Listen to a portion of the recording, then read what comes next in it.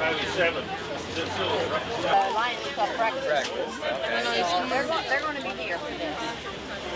I don't know where they went. Oh, hi.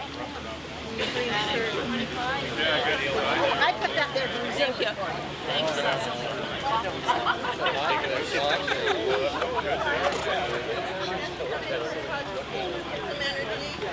They might be this week. That's what I was thinking. Actually, it's nicer over on the other side.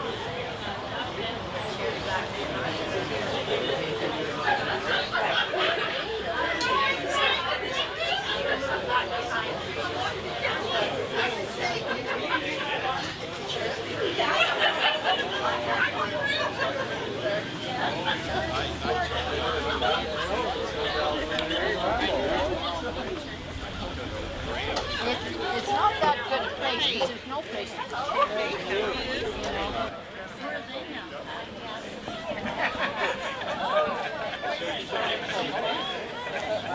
Same place? No.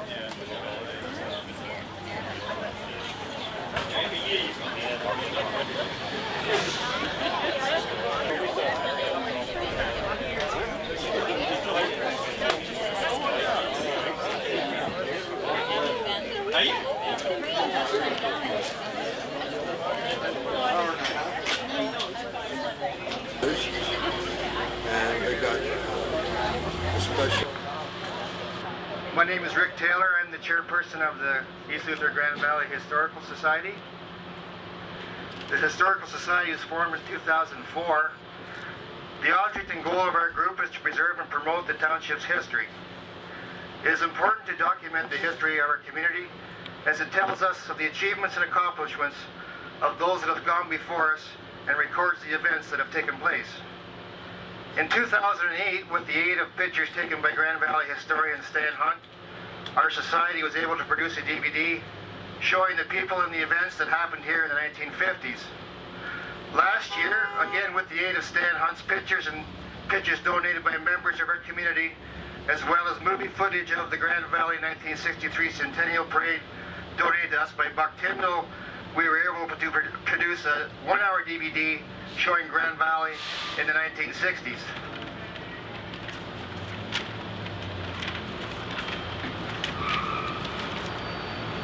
On Friday, May 31st, 1985, our community was hit by one of the most powerful tornadoes ever recorded in Canada. Barry Wood and Matilda McIntyre lost their lives here that day. For their families and the hundreds of other families that were impacted, this event will never be forgotten. While this tornado devastated Grand Valley, it did not destroy the spirit of the people. Relatives, friends, and strangers all converged on the scene and worked tirelessly to clear the debris and restore our community. Our community survived that tragedy that occurred 25 years ago. Today, Grand Valley might not look quite the same, but it still remains a close-knit community. After 25 years, the buildings have been rebuilt and the trees replanted. The destruction of the large maple trees that line this street was a significant loss.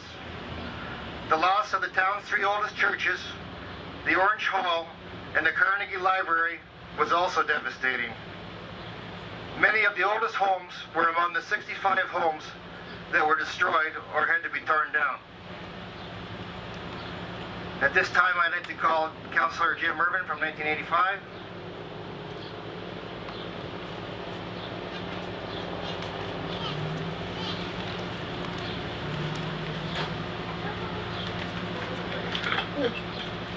Thank you, Rick, and thank you for putting this on today. And I'd like to acknowledge the council of the day. Back in 1985, Reeve was Bill Young, councillors Jack Sim, Reg Corbett, Brian Hillis, and myself. Clerk treasurer, right there, Les Canavet. Our road superintendent was Carl Hillis. His assistant was Rick Taylor, right behind me. The chief librarian, Shan Layton, and the fire chief, Irv Moore. And what I'd like to say, today is not a day of celebration, it's a day of remembrance of what happened back then, what happened to the community. It was a terrible thing, but as a community, we pulled together like nothing that anyone has ever seen. The volunteers that came out of the woodwork came in huge numbers from all over Ontario and the U.S. as far away as the Maritimes, particularly the Mennonite community that come in on the Monday morning and participated in the cleanup, not only here in Grand Valley, but helping the farmers between Arthur and Orangeville clear their fields out as well. And two of those people from the Mennonite community, Del Merzer and Alan Diefenbaker, were instrumental in that group. What I think the community really saw was how everything came together at the community center. That night after the tornado, we had to pull together and get a central location. And I think we first looked at the school and we started setting up in there, and very shortly we thought, you know, it's going to have to be cleaned out by Monday morning. So we relocated at the arena, which became the focal point of the community for the next month. And there were hundreds of meals served there at the arena. Many meals were donated, much food prepared by different groups that came in. Peter McCrone and Liz Taylor took over that part of the job, and they were instrumental in looking after that. And the other thing, we had support come in and help us very quickly after the tornado. I know that Herb Moore brought in generators that we had set up very quickly after the tornado, because we knew we needed power for the grocery stores to keep things going. There was one set up at what is now Max Milk, one at Young's Food Market at the time, and one at the IGA, and we had a generator up at the pumping at the water well at the north end of town that could give some water to, at that point, only the subdivision. And we had a tanker brought in for water. But I think what I got to say right now is that how the community and how everybody got together, pulled together, and helped out, because I think it's a whole, in a bad time, the community came together, and it brought us closer. While there was only 2 lives lost that day, too many, I think that there was some scars left of many people that eventually took their lives. And I got to acknowledge our Reeve at the time, Bill Young, because Bill took everything to heart. Bill, it played on Bill, it was hard on Bill, and eventually the next year he passed away, but not before seeing much of the reconstruction done after. And I'd also like to acknowledge too that people like Carl Hillis at the time and Rick Taylor, who were town employees, you know, they came to work and worked and went home at night because they did their own job, because their homes were destroyed.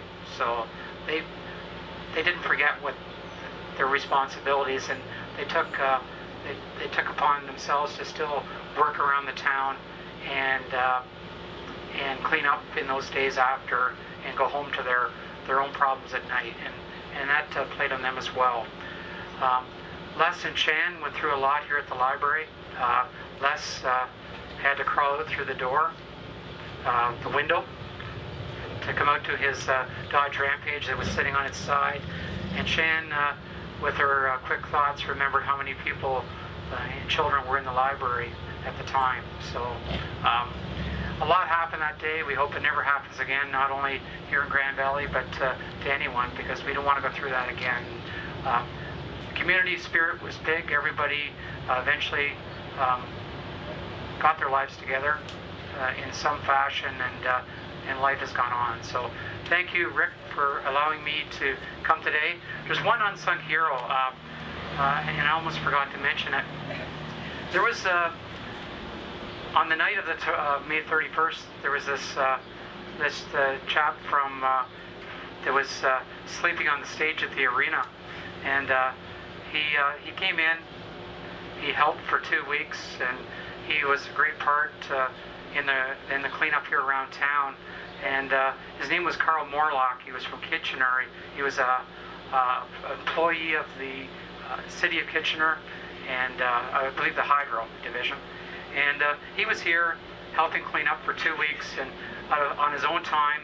And he just had to come, had to help out. And he's one of the great unsung heroes, one of the stories. And he's someone I'll never forget. And I'm sure anybody at the time, Veda, Liz, or Jack, or any of the counselors will remember him. And he was just a fantastic person.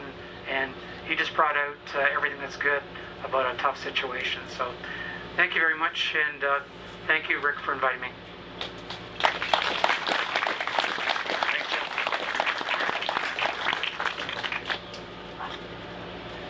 To follow up with Jim's statement, Carl Morlock, if you want to see what he looks like, he's on our DVD that's being launched here today. This being the 25th anniversary of the tornado, the Historical Society thought it was appropriate to document and record this major catastrophe in the town's history. Not only is this day dedicated to unveiling this plaque, it is also the launch of the Historical Society's new DVD, Twister in the Valley, a 2-hour documentary remembering the 1985 tornado. In this DVD, you will see the buildings as they looked before, after being hit by the tornado, and how they look today. You will see video footage, TV newscasts, and personal accounts from the people that survived the destruction and the people that helped with the cleanup and volunteer work. You'll hear direct stories from Shan Layton, Les Canavet, Jim Irvin, Bill Bissell, Liz Taylor, and Veda. They'll all be telling their stories, and I'm telling you, some of it's pretty hard to watch. The properties that you'll see in the DVD are identified by their addresses with the names of the property owners in 1985 to help you figure out whose house is what, because some of them are in such bad shape you would probably never recognize them without some help. In some cases, the names of the past owners that are more familiar to us have also been included to help you identify. We hope that everyone finds this project informative. We have done our best to ensure that all information in this historical documentary is accurate. We would like to thank everyone who provided photos, video footage, newspaper clippings, and those who have recorded their stories. This project would not have been made possible without the expertise of Dave Mail of ADD, Analog Digital Duplication. That's Dave in the hat with the camera there. Dave is kindly videotaping this event today as a record for our future generations. And when I say we couldn't do it without Dave, I merely mean we can't do it without Dave. He has worked countless hours putting all these pictures and things together with the help of his wife Cheryl out here in the blue hat. I don't think Dave could do it without Cheryl either.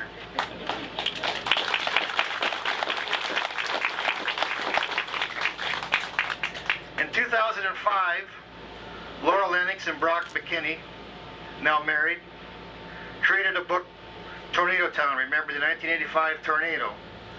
Laura and Brock generously donated the proceeds from this book to the Historical Society with the understanding that the money be used toward a tornado-related project. Our society decided that a plaque would be an appropriate use of these funds. I'd like to call upon Brock now to come up, please. And Laura.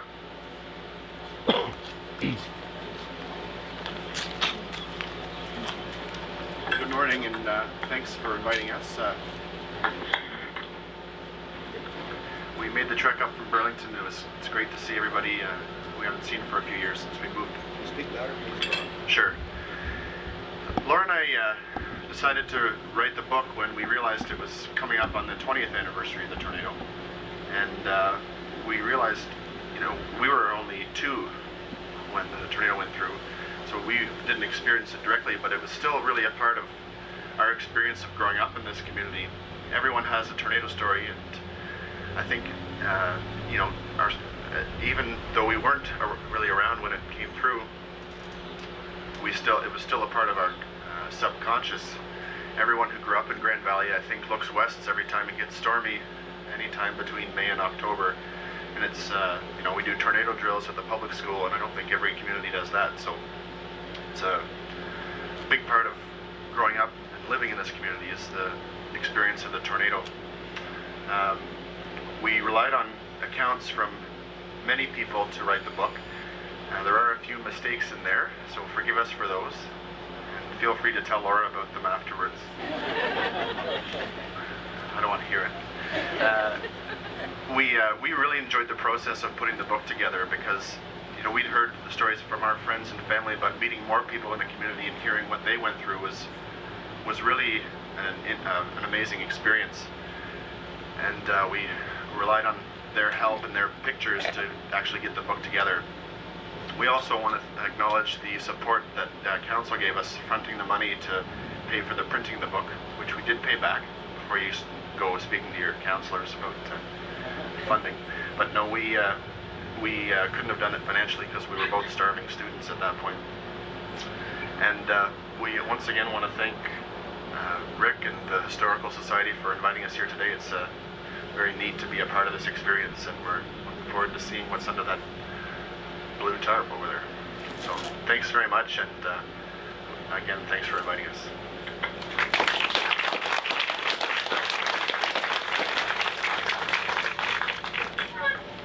Thanks, Brock.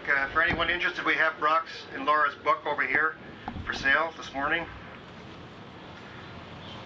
At this time, I'd like to call upon Shan Layton and Les Canavet to work their way towards the plaque.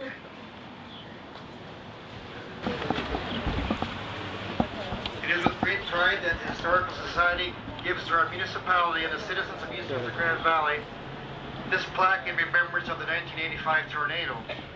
May it always stand here in this prominent place so that everyone will always know what happened here in 1985. Okay? Okay. Go. Undo it.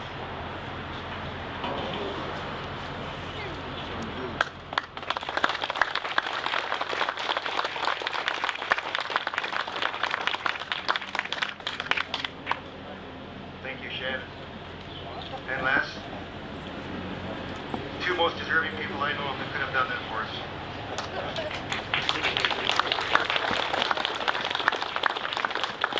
Let's call upon the current mayor of East Luther Grand Valley, John Osterhoff, please.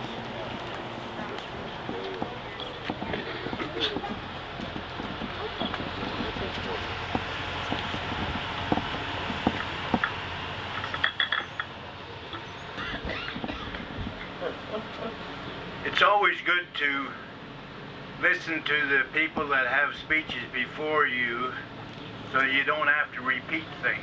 And I think that they've done an excellent job of describing what happened 25 years ago. And I'm not going to go there, but I will say that out of all these disasters, usually that we hear in the news, it happens far away, and it doesn't affect us the same as when it hits home. And we look at it, listen to it, and move on.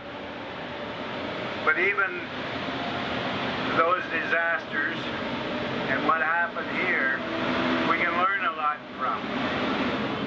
We can learn to be prepared, to look at what other people go through and see how we can do things differently so we don't get caught the same way and probably maybe survive better and be able to take care of things in a more orderly and proper manner. And this is why, out of things like that, we have now in this community and in all the communities across the province what we call an emergency plan. This is a plan that has been put together where we have lists of people that can help us in different scenarios, where we can get supplies, where we can get generators, high-hose, whatever we need for a disaster like this, or any other disaster for that matter. And that could be a health issue, that could be a weather issue, as what we had 25 years ago. And there's a chain of command as to how this is put together and where people go, so we don't have to sit and scratch our head and say, okay, what do we do now? Where's the best place to send people where they'll be safe and be taken care of? Where can we basically contact people? What avenues of media do we use? And things like that. And I think if something should happen, this and many communities across the province would be much better prepared and hopefully save lives and be able to pick up our pieces quicker and in a more orderly manner and reduce the risk of stress and what have you on people that any disaster has. And with that, I would say thank you very much for coming out today and giving everybody an opportunity to look back and also look into the future. Thank you.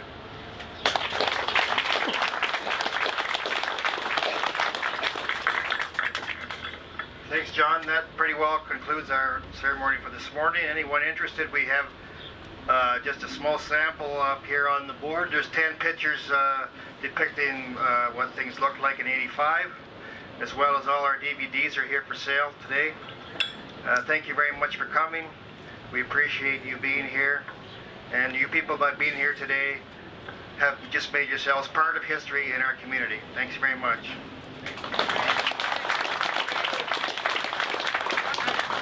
Excuse me, I've been told to tell everyone there's refreshments over here. If you're thirsty or hungry, help yourselves.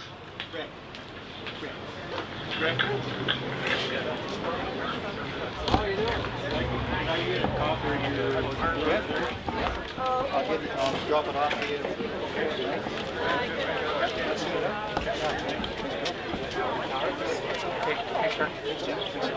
Hey, Wesley.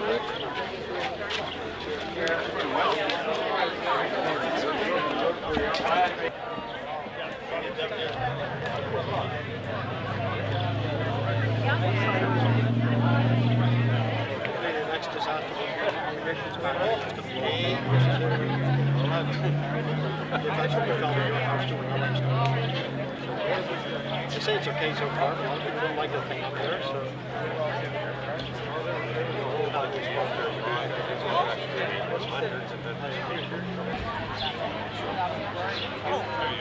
We were there, I know, and I take it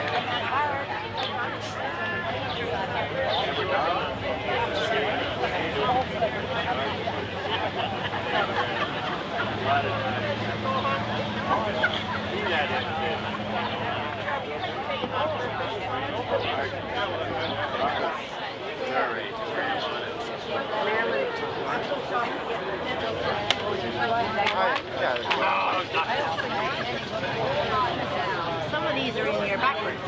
No, that's right. This is backwards. Yeah. Thank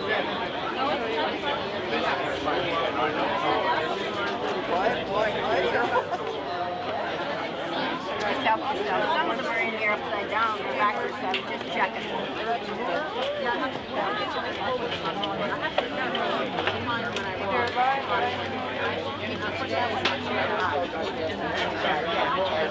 Well, I don't know if you remember yelling at his face on him, but no, I just had his mouth on him. It's taking me there. Well, that's a good place not to go right now.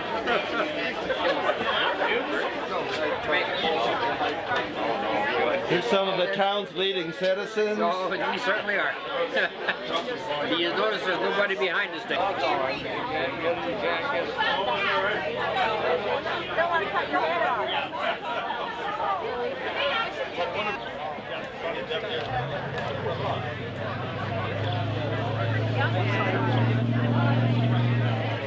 Next disaster commemorations back in They've actually found a new house to another stuff. They say it's okay so far, but a lot of people don't like the thing up there, so.